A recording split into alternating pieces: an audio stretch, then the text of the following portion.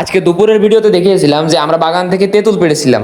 এখন এই পাড়া তেঁতুলগুলোকে আমরা কি করলাম দেখাবো এই ভিডিওতে। মূলত আমাদের তেঁতুল পাড়ার কোনো আগে থেকে প্ল্যানিং ছিল না, আমরা সবাই একসাথে বসেছিলাম এবং আমাদের মানে মনে হচ্ছিল যে কিছু একটা করা যাক, কারণ খালি খালি বসে থাকতে তো ভালো লাগে না।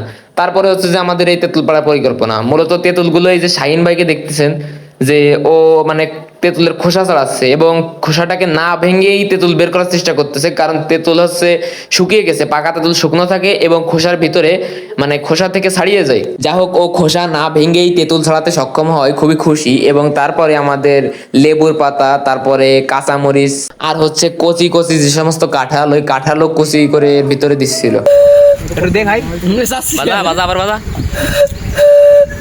এখানে মূলত সবাই উপস্থিত ছিল, সবারই এটা পরিপূর্ণ তৈরি হওয়ার অপেক্ষা, কারণ সবারই জিব্বে দিয়ে ঝরতেছে।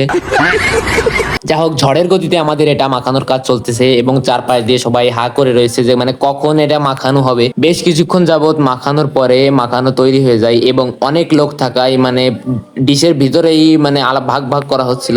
তা না হলে আসলে অনেক লোক, এত লোককে তো আর মানে একবারে দেওয়া যাবে না।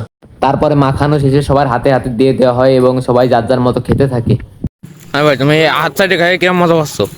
রাখে রাখে আফটার মজা আলাদা। চোখ দিয়ে পানি পড়ে দেখ, মোটাই কটা হয়েছে রে বিবিসি। আর লেবুর পাতা দেখ আমার ভাগে কম হয়ে গেছে, আমি কিছু জানি লেবু পাতা